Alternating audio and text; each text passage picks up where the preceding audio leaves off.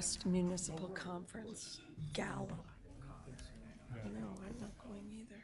Good evening, City Council. Knowing that Mayor Tack is absent this evening, can I have a motion to appoint Alderman Gajgarian as Mayor Pro Tem for the evening? So moved. Second. Second, all in favor? Aye. Anyone opposed? Motion carries. Mayor Pro Tem, the floor is yours. Okay. Welcome to the Monday, June 3rd, 2024 session of the Lake Forest City Council. Will the city clerk please call the roll? Certainly. Mayor Pro Tem Eric Gajgarian. Here. Alderman Novit. Here. Alderman Clemens. Here. Alderman Notes. Here. Alderman Powers. Here. Alderman LaVerde. Here. Alderman Weber. Here. Alderman Walder. Here. Mayor Pro Tem, you have a quorum.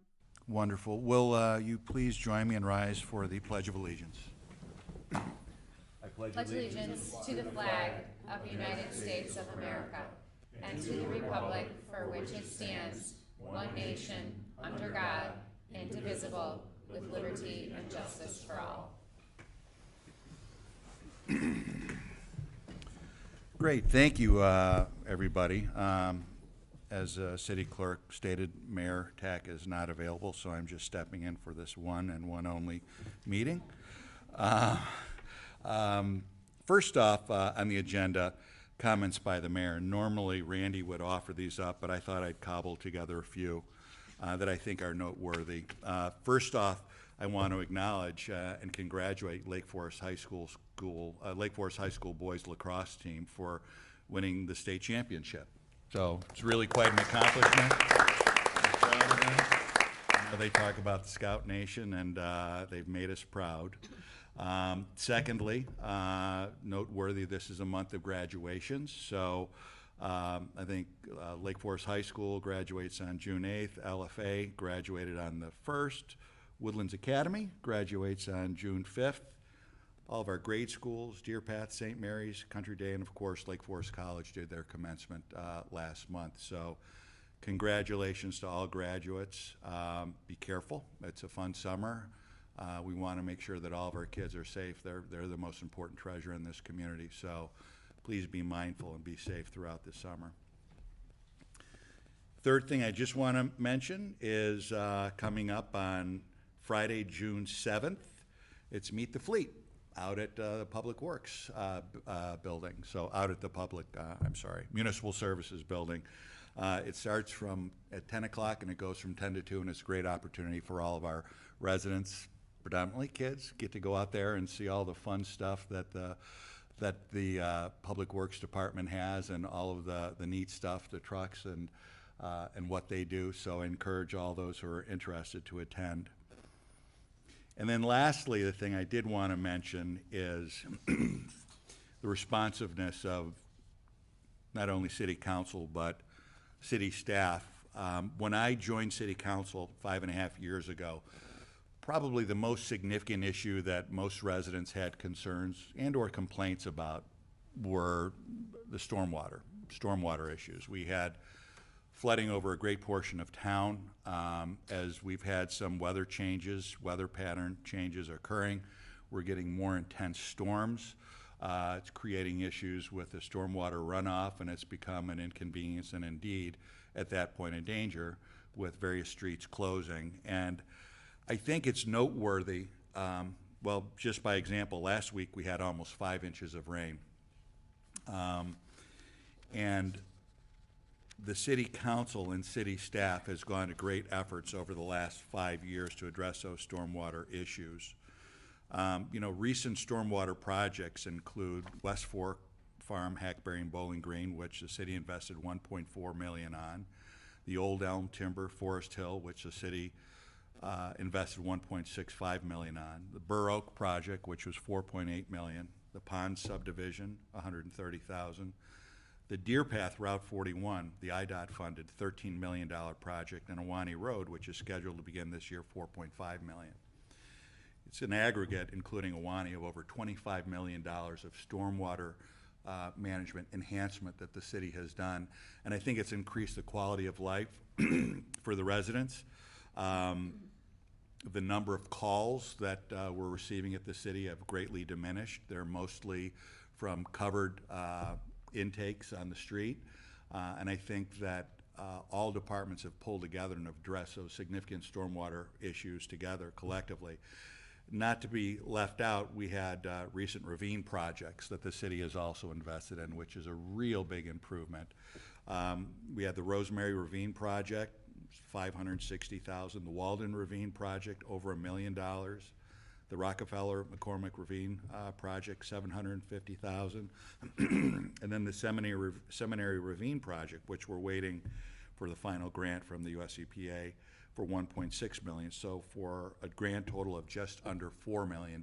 So I think this demonstrates the city's commitment to those issues and our responsiveness to the residents. And I appreciate everybody's patience, but given the appropriate time and planning that the city of Lake Forest does, we do it the right way. And I think it's noticed by our most recent survey where stormwater management and runoff is no longer the top priority. And so consequently, I think that this council and previous councils have done a great job in terms of addressing those issues. So thank you, everybody. And lastly, the one thing that I didn't mention was we invested $16 million over at Deer Path Park. And what was amazing is within 24 hours, the kids were back out on that park playing. And in years past, it would have been at least a week of cancellation for all of their activities. And I know there was some controversy in terms of the environmental sustainability component, but it seemed to be something that the residents wanted to do, and this is proof in the pudding. We've had 5 inches of rain in 1 week, and the kids are out there the very next day playing. So again, I want to thank previous councils for their action there. Moving on, those are really the extent of my comments. What I do want to do, though, is introduce Marcy Kerr, who's the Executive Director for the Lake Forest Preservation Foundation and doing her annual Preservation Awards. And Marcy, if you would indulge me, I have a few things I want to say. Sure. Lake Forest, the City of Lake Forest Preservation Foundation has an important part in the Lake Forest community and has done so since the mid-1970s. The foundation is comprised of our friends and neighbors who are committed to promoting and raising awareness about the important historic buildings and landscapes that make Lake Forest special and distinguish our community from the many others around us. We're also fortunate in our community to have residents who see the value in investing in their historic properties.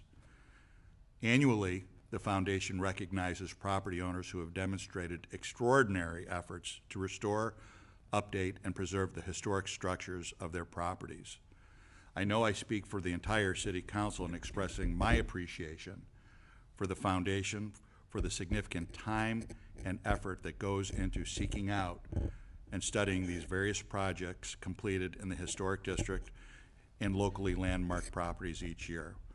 The Foundation's award program, in addition to recognizing property owners and the architects, remind us of all of the architectural treasures that are in our community.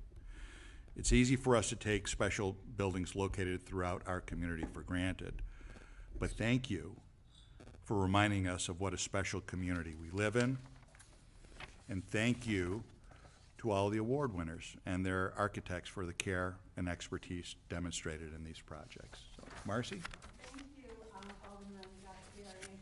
You just said my whole introduction. We did a little research. We really appreciate it. And Kathy told me I'm on a little bit of a, oops, I think I just did the wrong thing. Okay. A little bit of a time limit. So, welcome. Good evening, council members and city staff. And thank you for inviting us to be here tonight. Since 1991, we have been highlighting and honoring these major testaments of vision, preservation, stewardship to a wide variety of properties, large and small, landscapes, newsletters, and websites. Okay, thank you. Okay, much better. This year, we have awarded 10 wonderful properties in 4 categories, 4 of the 6 categories. And as I said, I'm going to zip quickly through these because Kathy told me I had 10 minutes. And so if I start talking really fast, we actually are going to feature these in our summer newsletter, which will be out at the end of the month, and also they're online. The first category is preservation, and this is defined as maintaining the historical integrity and character of a structure or landscape through conservation, maintenance, and repair. The first property is 570 Crabtree Lane, and this was originally part of the 1890s Crabtree Farm of Mr. and Mrs. Scott Duran. In 1905, the dairy farm outgrew the location and moved north to Lake Bluff. The original buildings were by William Zimmerman, who a few years later became the state architect. By the 1920s, they were converted to a boys' school, Thorpe Academy. The former stable and now garage survives from the 1890s, along with a small studio-like building. Between these structures, but not part of this award, is a 1982 Ike Colburn early postmodern home, which was built around the old silo, preserving the silo on the property. The second award under preservation is 901 North Church Street. This 1923 Colonial Revival residence was built for Thomas and Barbara Cowles. The house was designed by Barbara's father, Alfred Hoyt Granger. Later, an east wing addition and several renovation projects were completed by Stanley Anderson. Notable features on the grounds include the 18th century Georgian Chippendale Revival-style fence in the front, and in the rear, this cute preserved playhouse. The playhouse was moved here mid-century from the Charlie Clark family from the Ezra Warner Jr. estate on Washington Road. The 1908 Frost and Granger designed house on the site was demolished in 2018, though this Frost and Granger designed playhouse survives. It was built for the Warner daughters, the future Jane Warner Dick and Marion Warner Hodgkins, both community leaders in the mid-20th century. Architect Charles Frost, after study at MIT, had worked for Peabody and Stearns in Boston when they designed the first Newport breakers in 1878, though it burned in 1892. The breakers' 1878 playhouse is copied here in similar character, though reduced in size. The current owner at 901 has maintained this link both to the earlier Warner estate on Washington Road and to the 1878 playhouse in Newport. The next is a heritage ward, which is for an older historic building that has changed character over its long history, but still maintains its integrity. An example would be such as the Presbyterian Church. 109 North Sheraton, this 4,500 square foot home, dated by newspapers in the wall, was built as early as 1876, probably as part of the post-Chicago fire wave of new residents. It was modified in 1886 and then in 1912 with a major estate-era upgrade for Leeds and Dorothy Mitchell, working with architects Brown and Walcott. Chester Walcott, later based in Lake Forest, was a Princeton grad who studied in Paris and Italy. The Georgian east facade and sunken formal garden reflect the high point of Beaux Arts estate house and arts and craft garden designs on the North Shore. The next 5 awards were awarded under rehabilitation, and that's defined as continuing the use of a historic structure through repair, alterations, and additions while protecting its historical, cultural, architectural character, and this includes adaptive reuse. This 1912 lakefront bluff-top house at 1345 Lake Road was built for the Donald McLennans by Howard Van Doren Shaw. The Prairie Renaissance style features predominant Italianate arches. The house survived 7 decades of blustery lakeshore weather, economic depression, war, and high taxes, but by the 1980s needed repairs. At that time, the property was subdivided and rehabilitated by new classical designer David Anthony Easton of New York. The tall windows north of the entry were added by Easton, giving a more pronounced Italianate character for the house, though originally its Scottish name had been Sternoway. And here's an interesting group of photographs. The 2003 restoration by Northworks to the far right has swept away many of Easton's Italianate details, which Easton's property is in the, details are in the middle, and given the lake facade stronger materials against the wind and dampness. And then the first on the left is the some original pictures. Next is 237 on Wensia. This stately home is well known around town for from the view across the city the Country Day School playing field towards its formal courtyard with pollard row of trees. Built in 1939 for James Ramsey Minor, its architects were Edwin Hill Clark and Chester Walcott. Clark, the architect of the Lake Forest Library, and Walcott, the architect of 190 North Sheraton, shown earlier. The classic residence and its courtyard exhibit a French demeanor, a reflection of Walcott's Paris training. The respectful new owners, Shannon and Julian England, recently, after many decades of deferred maintenance, have rehabilitated the house's exterior. They have also added a north side attached garage set well back west of the main facade along the entry drive off on Wensia Road. And the rehab architect on this project was John Berta. This new formalist and international style residence at 877 Woodbine Place was designed by George Scott Hodgkins. He was a graduate of Yale University and Yale Architectural School. He started his own firm in Chicago, but then died suddenly at age 32.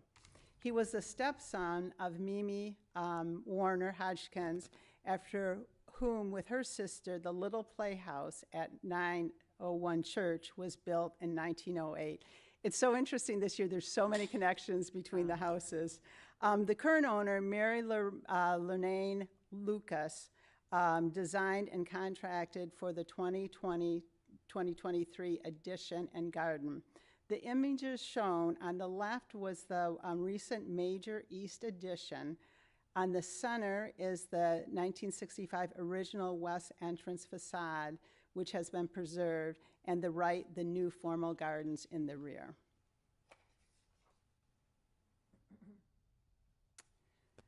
.425 North Sheraton.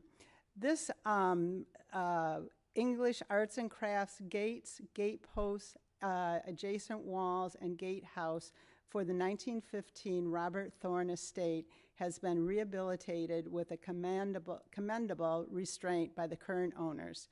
The main house was demolished after Thorne's death in 1955, and the property was subdivided. These structures are the only surviving elements in the original condition. John McEnany of Kansas City, Missouri, designed the original house. McEnany was an architect for over 120 buildings, many of which are now in the National Register of Historic Places. His associate architect, Nelson Max Dunning, who specialized in large-scale commercial and educational buildings, supervised the construction of the gates, gate posts, walls, and cottage. The dome for the Lake Forest Library was designed by architect Edwin Hill Clark in 1931 and is shown on the left in a mid-century photo. The library dome stands out as a distinctive roof element and was repaired and restored by Weiss, Jennings, and Eltner and Associates after being tarped for several years. Installation of copper panels decorative elements, and new inlay gutter systems were completed in 2023. The project corrected a serious moisture problem and allowed for subsequent restoration of the 12 significant murals inside the rotunda by Nikola Remanoff. The architecture and engineering firm has also worked with the Preservation Foundation on Walden's Bluffs Edge Bridge in 1990s and the Market Square fountain. This slide offers two views of the completed dome. On the left is a great viewpoint from the south, and then on the right is an interesting aerial view that shows the crucifix-form plan of the Shed Sisters donated building, similar to that at the 1920 Shed Aquarium in Chicago. And also interesting are the encroaching taller three-story Phase 1 and Phase 2 of the recent McKinley Road condominium complex. Our last category is infill. This year, 2 infill awards have been given for new houses that reflect earlier waves of modernism, revived for the 21st century. They key off the styles nearby in their historic neighborhoods.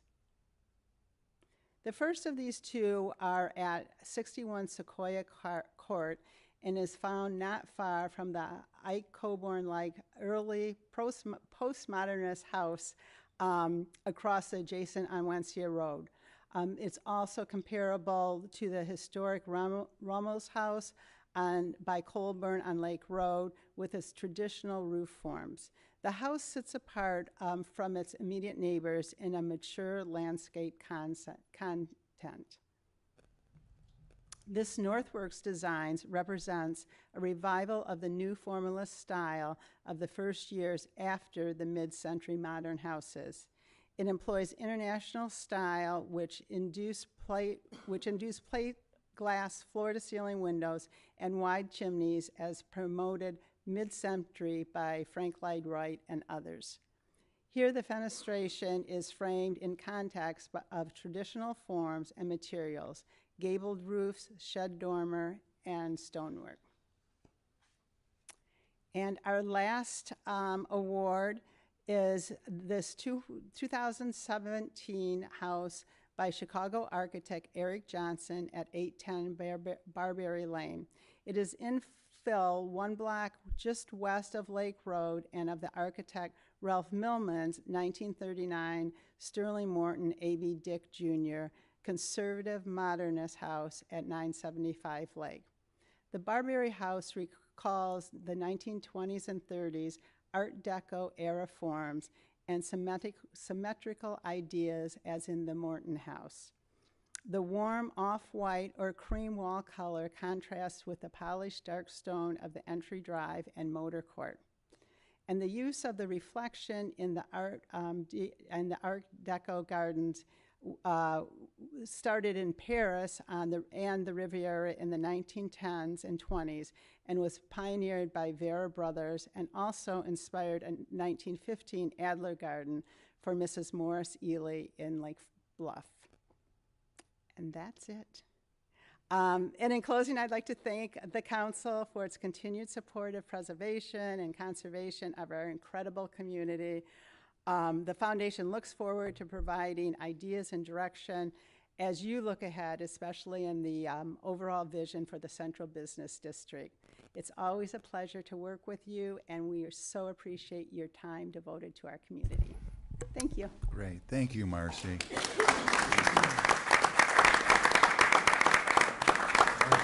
Marcy, don't go anywhere. I was wondering if any of my colleagues had any questions or comments. Nancy, Alderman Novit. I want to thank Marcy for the work she has been doing for how many years? 17. 17 years. Marcy's retiring from the Preservation Foundation this summer. Thank you. I know I wasn't going to say anything, but thank you. How do we not acknowledge that? It's phenomenal, the amount of information you've brought to light. And thank you for leading the group so diligently and so effectively all these years. It's been a wonderful job. It's a wonderful community. I feel so lucky to be involved in all the things that have really been preserved and the education that we've helped in the community. So thank you. Wonderful. Thank you so much. Okay, thank you. So moving on, we go on to the next agenda item. We have comments by the city manager. Thank you, Mayor Pro Tem and members of City Council. Good evening. It's a bit of a tough act to follow, but pleased to introduce our second group of guests here this evening. I think, as everyone knows, there's a lot of activity going on right now at the Lake Forest Northwestern Hospital campus. The work that's happening represents an enormous, really, additional investment into the community by the largest employer in the city. And so here to provide an update on the activity happening with the development on the campus, I'm pleased to welcome and introduce Seamus Collins, the new president of Lake Forest Hospital, as well as Dr. Jeffrey Copen, the senior vice president and chief medical officer. And as they're coming up to the podium, I just want to say on behalf of the city and certainly staff how pleased we are with Seamus's recent promotion. He's been a wonderful partner to work with over the years, and we look forward to his leadership in the future. So with that, turn it over to you. Thank you, Jason. Thank you for the kind words. Thank you, Mayor Pro Tem Kashgarian. Thank you to the members of the council. I think we're very excited for the opportunity to join you today as part of the community spotlight and speak about all of the wonderful things that are happening on the campus of Lake Forest Hospital. I'm joined today by my colleague, Dr. Jeffrey Copen. Dr. Copen is the Chief Medical Officer of Lake Forest Hospital, and he and I are, again, very excited to talk about not only the visible aspects that you can see going on campus, but also the building of new clinical services and bringing the new clinical services to the community as well. You know, tonight we have three things really that we'd like to share with you. You know, first and foremost is just more information about the wonderful high quality care that Lake Forest Hospital and our doctors and nurses are bringing to this community. We'd also like to use this as an opportunity for us to share a little bit of an update on the construction activity that's happening on campus, but more importantly, how that's going to lead to improvements in access and improvements in the clinical care that we're bringing to this community that otherwise is typically available only in large academic centers like our sister hospital in downtown Chicago. And then lastly, we want to share how our pursuit of these goals is really consistent with the master plan that was set in place and approved in 2012. And that this is all possible because of the foresight of city leadership at the time to really partner with Lake Forest Hospital in meeting the growing needs, the growing healthcare needs of this community. And of all the accomplishments of Lake Forest Hospital and Northwestern medicine in this community, I think the ones that we are most proud of is our record in clinical quality over the past few years. And I think ones that are worth calling out in particular are that Lake Forest Hospital is currently ranked number 10 in Illinois and 10 in the Chicagoland area of all hospitals in Illinois. And perhaps more impressive than that is that our hospital is home to 3 nationally ranked subspecialties in neurology and neurosurgery, geriatrics, and pulmonology and lung surgery. Additionally, we've recently been reinstated as an A by the Leapfrog group that rates hospitals on their safety, and also have been awarded 5 stars by CMS. And these are important indicators that we follow as recognition and validation of the quality of services that Lake Forest Hospital is delivering to this community. And the quality and services, and this clinical quality really that our physicians and nurses are providing has really led to some wonderful growth that has needed us to expand our campus. The land use plan for Lake Forest Hospital, which was approved in 2012 and updated in 2016, contemplated the development of our campus in 3 phases. The first phase organized campus to support state-of-the-art medicine and the efficient delivery of healthcare, as well as designing our campus as a place for community engagement and community wellness. 65% of the campus will remain green space, and the general design principles have really allowed us to engage the community with the natural landscape of the campus. Phase 2 of the project focused on healing the campus and the removal of the original 1942 building, which led to a more logical design and easier wayfinding for the patients who make their way to our hospital. Additionally, we've recently gone live with a 900-car parking garage, which has allowed us to improve the experience of patients by opening up lots of space near the main entrance.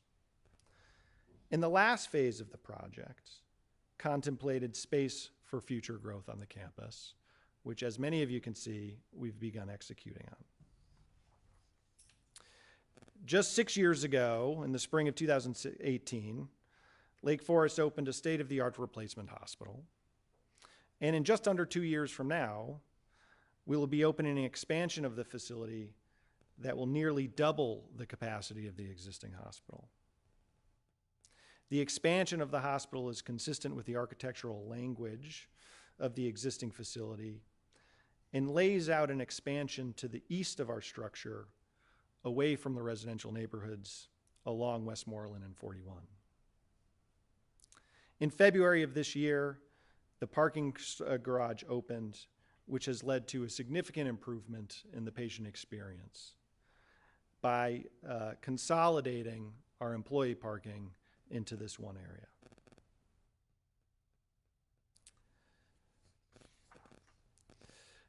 The expansion project currently underway, which includes 2 brand new pavilions, will double the size of our inpatient capacity.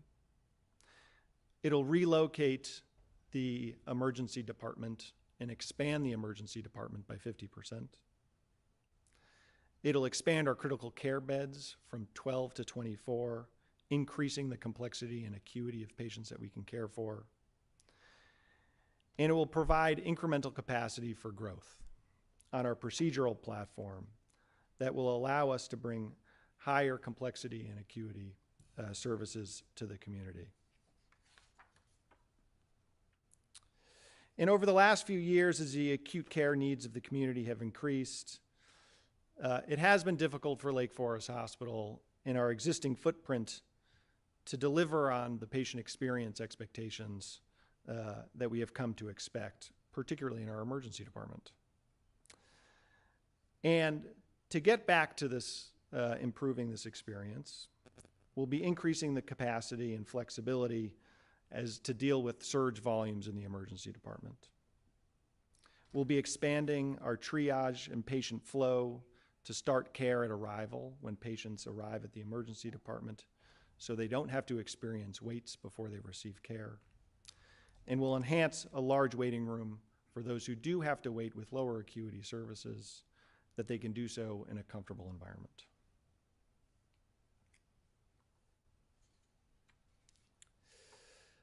And before I hand this off to Dr. Copen, I want to make sure I've got the right slides here. You can see a south picture here.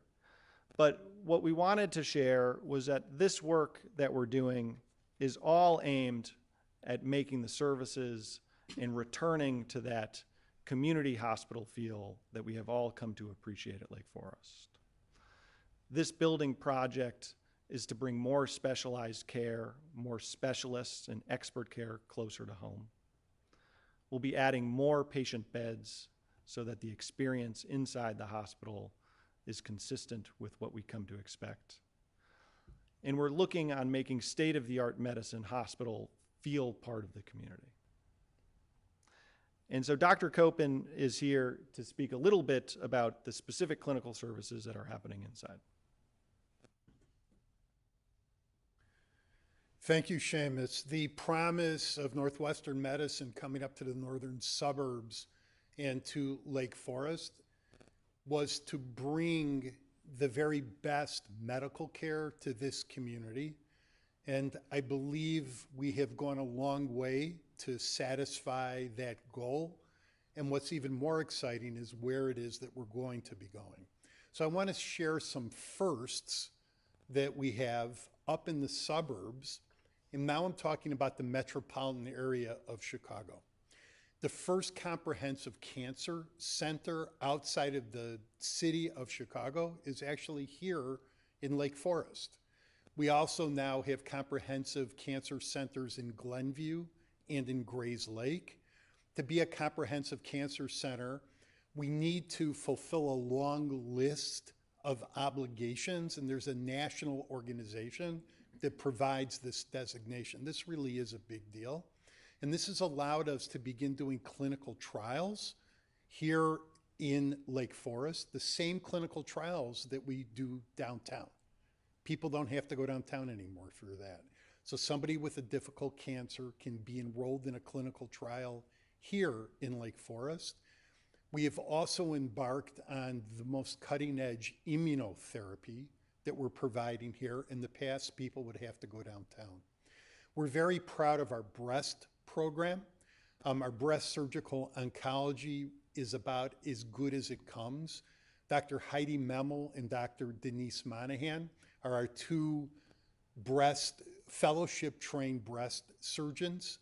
And then what we've already created in Lake Forest is a nationally acknowledged program in breast reconstruction, led by Dr. Michael Howard, ably assisted by our nurse practitioner, Sylvia.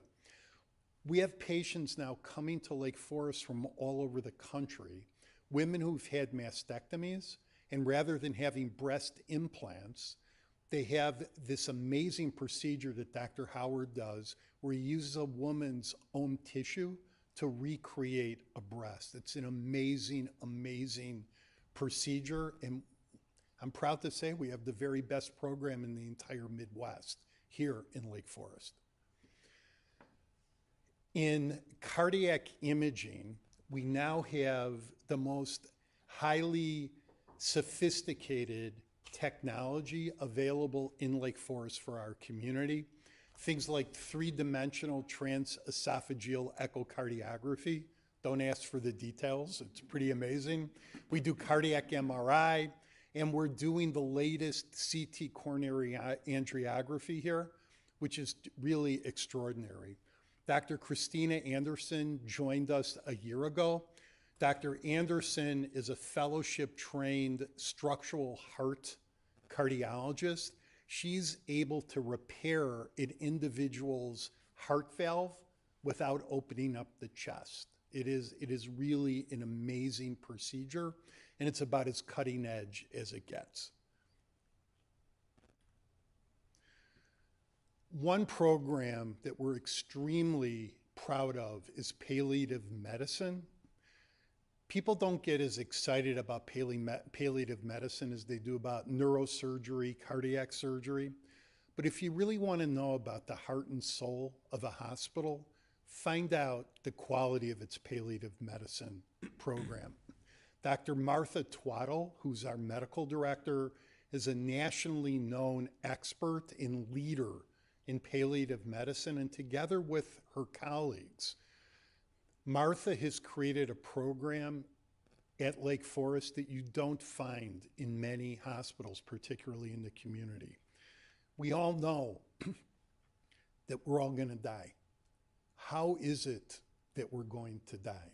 Martha and her team sees to it that our patients, members of our community, are helped to their death in the most dignified, comfortable way possible, and their families are cared for along the way.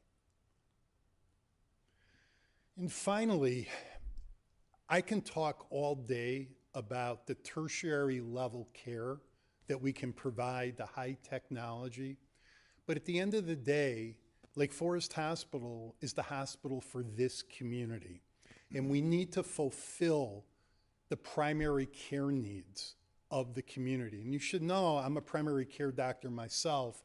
This is not easy to do in the current environment, but we've been extremely fortunate to be able to recruit to this community some of the best primary care doctors that you're going to be able to find.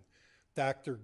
Anyez, Dr. Seiden, internal medicine here in Lake Forest, Dr. Kraft, who was one of our own family medicine residents in family medicine, Carrie Kohlhop in family medicine, and then in obstetrics, we've been able recently to attract some of the most wonderful colleagues that I had downtown at Northwestern Memorial Hospital who want to practice here.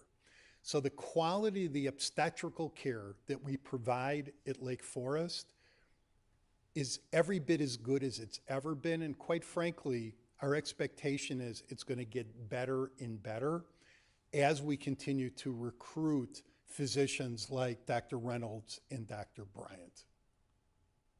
So if there's any questions, we're more than happy to take them. I just want to conclude by saying that Northwestern Medicine in Lake Forest is just an amazing partnership of the community here and Northwestern Medicine. It's been an extraordinary merger.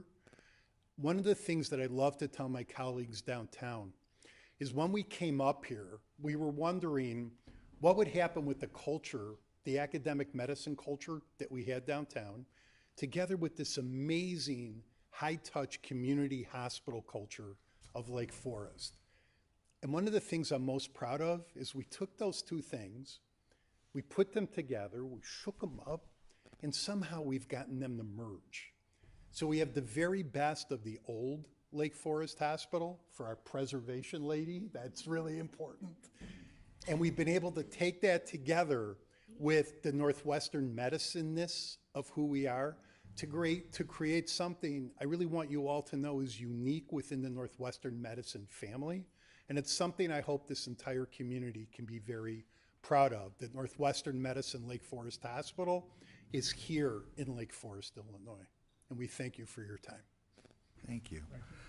An example of, again, to use former Mayor Pandleon's phrase, one of the jewels in our community, and truly what's happening over at Lake Forest Hospital, Northwestern Medicine, it's truly transformative, and we're deeply appreciative of all you're doing for our community and for the people who seek care here. And again, it's a wonderful thing to have a world-class facility in our own hometown. So thank you very much. And does anybody have any questions, comments? No? Dr. Powers, Alderman Powers. Not a doctor yet. Not a doctor.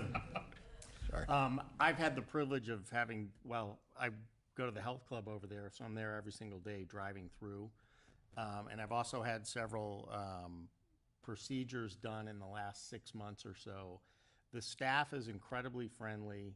The management of the construction was almost flawless. I mean, I can't recall a time that I was ever inconvenienced trying to get in or out, and how friendly everybody was. It's just a testament to what you guys have built and what we're continuing to try to provide from a generational perspective. So thank you for the care in which you've designed, built, and implemented the vision that was put forth. So thanks. Thank you. Thank you. Anybody else? No? Thank you so much. Thank you for being with us tonight. All right. Next on the agenda is opportunity for citizens to address the city council. Sorry. Oh, I'm Mayor sorry. Pro Tem. No, I should have jumped in. I actually have a couple brief updates that I wanted to provide to the council and the community regarding several big projects and initiatives that are underway. Well, not quite as big as the hospital, mind you, but certainly large projects in our world. First, just a brief update on the exploration for a new police facility. As the council recalls, in mid-April, at your April 15th meeting, not only did the council take action to approve a purchase and sale agreement for the property at 1925 Field Court, but several contracts were awarded as well that allowed the staff and the city to proceed with due diligence on the building. And to provide just a brief update on where things stand with that, we have numerous studies and projects that are all occurring concurrently with one another and should be wrapping up in the next couple of weeks. First, the Concord Group was brought on to conduct the facility condition report. They're currently examining all of the building components, trying to better assess their current age, condition, remaining useful life, which in turn will help us understand sort of short, mid, and long-term financial obligations that may come with purchasing the building. We expect, I think, in the next week or two to get a draft of their report, which staff will then review in anticipation of presenting to the City Council. Second, FGM Architects was brought on board to conduct the space needs assessment. Over the last month or so, they've done a lot of due diligence, meeting with pretty much every member and section of the police department, but also other departments as well, from community development, IT, public works, building maintenance, really with the goal of identifying sort of the types of uses and activities and spaces that'll be needed in the new building, and in trying to provide sort of a range of cost estimates for the council. We're breaking down their report in areas that we're calling critical to have, should have, and nice to have, and using that to again provide a range of cost estimates for the council that you'll consider in July. In addition to that, we're wrapping up the Phase 1 environmental study, some smaller internal work, but city staff has, our forestry department has been surveying the property to develop a potential landscaping plan that may be needed at the property. And then we're also working to identify potential operating costs and increases associated with operating and maintaining the building, so that when we come back to the City Council, we're not only discussing the potential capital investment associated with building out a new police facility, but also ongoing operating costs that we may have to carry as well. So all of those reports should be wrapping up again in the next 2 weeks, with the goal of staff then reviewing them and preparing them for council presentation, beginning with the July 1 council workshop. At that meeting, we would anticipate reviewing all of the various reports with the City Council that I just referenced. Also engaging in a preliminary discussion on construction financing options, and again, ongoing costs of both the capital side and the operating side. Again, that'll be based on sort of the low and high end range estimate costs provided by FGM. Actual financing of the project, were the council to consider proceeding with this, wouldn't come for another 8 to 10 months down the road, but before the council takes action considering closing on the property, it's important to understand not just what the potential costs of the build out will be, but what levers and mechanisms exist to finance those costs as well. And then on July 15th, we'll come back to the City Council for the council. Again, we'll do a final review based on any questions you've had from some of those reports. And at that time, the council will have to make a determination on whether to proceed with executing on the purchase sale agreement and closing on the property, or to walk away. And if the council chooses at the July 15th meeting to proceed with acquiring the property, the next phase after that would be engaging in a more comprehensive schematic design to build out the space. That's probably another 8 or 9 month process after that. So any questions I can answer for the council on that project? Questions, comments? Okay. Well, we'll see you next month on that one. And then next, thanks, Dana. I wanted to provide a quick update on our strategic planning process as well. The council recalls having our facilitator here to help lead a council discussion back at our meeting in March. Since that time, we've had 4 community engagement sessions since the end of April. As a result of all of the feedback that was gathered through those community engagement sessions, we have an internal project team that's working right now to synthesize some of that community feedback, ensure alignment with some of the priorities addressed by the City Council, and will ultimately advance sort of a draft of strategic plan priorities. Once that work's done internally, and I expect that to happen, probably by the end of June, we'll look to solicit community feedback on draft priorities, likely utilizing community surveys to do that. And we'll take that feedback again to then come back at the first meeting in August to share the draft strategic plan with the city council to solicit your feedback, ensure it's in alignment with the conversations you've had, to also allow the community another opportunity to provide input based on the feedback we receive from the council at that meeting in August. If we're close, then our anticipation would be coming back in September to present sort of the final draft and seek council approval. So any questions on the strategic planning process? Okay, well, that's all to say. Usually summers are a quieter time of the year, but in this case, both July and August and September are going to be pretty busy for the council, but these are also exciting and transformative projects. So appreciate your patience, and more to come starting next month. Great, thank you, Jason. Next on the agenda now is the time for the opportunity for citizens to address the city council. So if there's anybody present, please come forward and state your name and your address.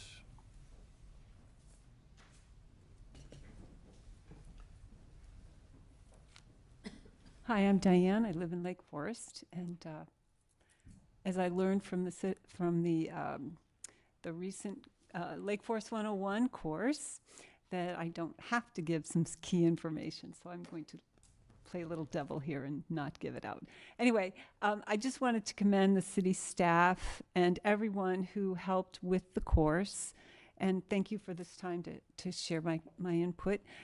It was an absolutely marvelous experience, and I think everyone enjoyed it. At least they appeared to, and I know a few people on the council were present. It was very well run, and I very much appreciated their time and their exemplary information and help, so it was great.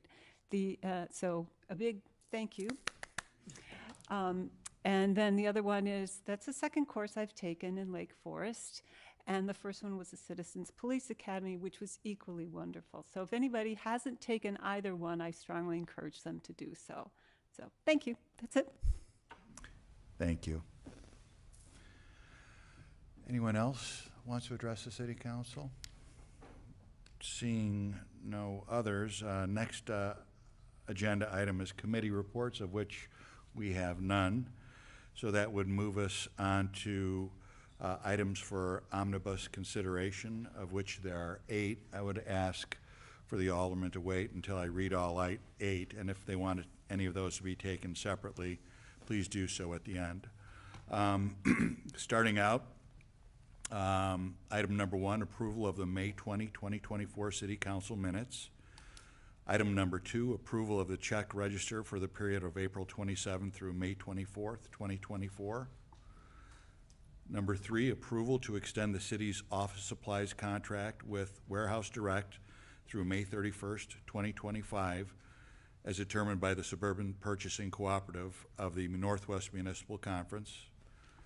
Item number 4, approval of recommendation from the Public Works Committee to award a 3-year professional services agreement to EcoClean Maintenance to provide janitorial services at city facilities in the amount of $666,562.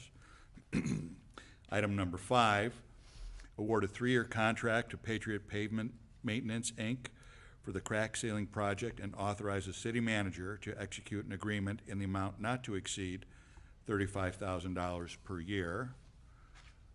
Item number 6, approval of amendments to the February 5th, 2024 Illinois Department of Transportation resolution appropriating $266,487 in motor fuel tax funds and $752,516 in Rebuild Illinois funds to be used for the 2024 annual pavement resurfacing program. Item number 7, approval of a resolution adopting the North Branch Chicago River and Lake Michigan watershed-based plans. And finally, number 8, award of proposal to Alpha Paintworks, Inc. for fire hydrant painting services contract included in the FY 2025 through FY 2027 operating capital budget for the sum of $55,800. Do any alderman wish for any of these to be pulled from the agenda and taken separately? No. No, hearing none. Can I get a motion to approve the 8 omnibus items as presented? So moved. Second. This is a roll call vote. Certainly. Alderman Clemmons? Aye. Alderman Notes? Aye. Alderman Powers? Aye. Alderman Gushgarian? Aye. Alderman Levert? Aye. Alderman Weber? Aye. Alderman Walther? Aye. Alderman Novit? Aye. 8 yeas, 0 nay, motion carries. Thank you, everybody. The next item on the agenda is old business, of which we have none. The next item is new business, of which we have none. I promised Mayor Tack I'd have this in less than an hour, and I'm going to fulfill my promise. Are there any additional items for discussion or comments by City Council? None. Way to go. All right, so that being said, there being no further business, may I have a motion to adjourn? Can I get a motion, please? So moved. Second? Second. All in favor? Aye. None opposed? Thank you very much, everybody.